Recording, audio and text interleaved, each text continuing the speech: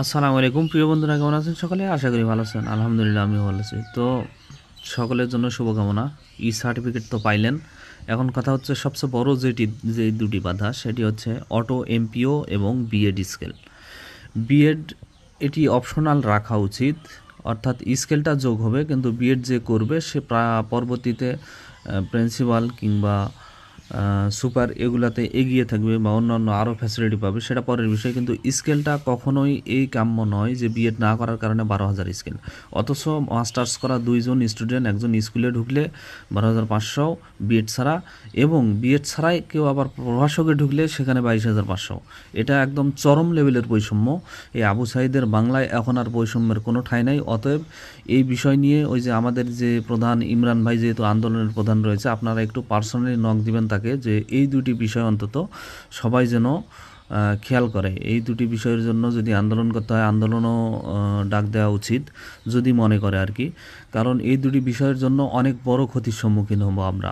Auto MPO না হইলে পরবর্তীতে দেখবেন এমপিওর জন্য এত এত হিজিবিজি কাগজ, 40-50 প্রকারের কাগজ, তারপর দৌড়াদৌড়ি, প্রিন্সিপালের ঝাড়ঝোঁকর, হ্যান ত্যান, একাকার অবস্থা। অতএব এখানে আমাদের উচিত অতি শীঘ্রই, যদি এখন আন্দোলনেরও ডাক দেওয়ার লাগে, আন্দোলন দিয়েও আপনারা এই দুটি অন্তত বিষয় আদায় করে নেন। এই দুটি আদায় করতে না পারলে পরবর্তীতে অনেক দিন, প্রায় এই বিএডের জন্য কতদিন সময় নষ্ট হয় আপনি চিন্তা করেন। প্রথম জয়েন করার পর 3 বছরের ভিতর বিএড করার জন্য আপনি কোনো ভ্যাকেন্সি পাবেন না আর কি, ছুটি পাবেন না।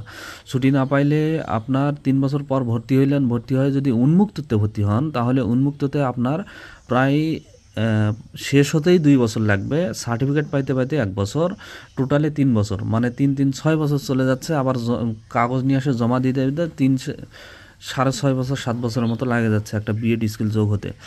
আর আপনি যদি এনইউর আন্ডারে কোনো কলেজ থেকে করেন, তাহলে সেখানে 1 বছরের কথা বলে, সেখানে 1.5 বছর লাগে, সার্টিফিকেট পাইতে পাইতে 2 বছর, সর্বনিম্ন 2 বছর। অতএব 3 বছর এখানে প্রতিষ্ঠানে, ওখানে সার্টিফিকেট পাইতে 2 বছর, টোটালে আপনার 5 বছর লাগে যাচ্ছে। 5 বছর পর্যন্ত আপনি এই স্কেলটা পাচ্ছেন না। কতগুলো ইনক্রিমেন্ট বাদ যাবে চিন্তা করেন। 12,000-এর ইনক্রিমেন্ট কম 5% হারে, প্লাস আপনার যে ফ্যাসিলিটিগুলো আদার্স, মানে মূল হচ্ছে এই 4,000-এর জন্য অনেক কিছু আপনার কমে থাকবে।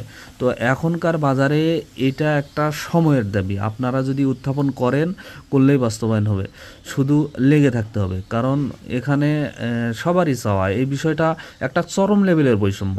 আপনি একই মাস্টার্সের সার্টিফিকেট নিয়ে আসে আপনি জয়েন করলেন স্কুলে, আপনাকে আরও দাবিয়ে রাখার জন্য সেখানে বিএড হ্যানত্যান যাবতীয় জিনিস দিয়ে আপনাকে আরও দাবিয়ে রাখা হলো।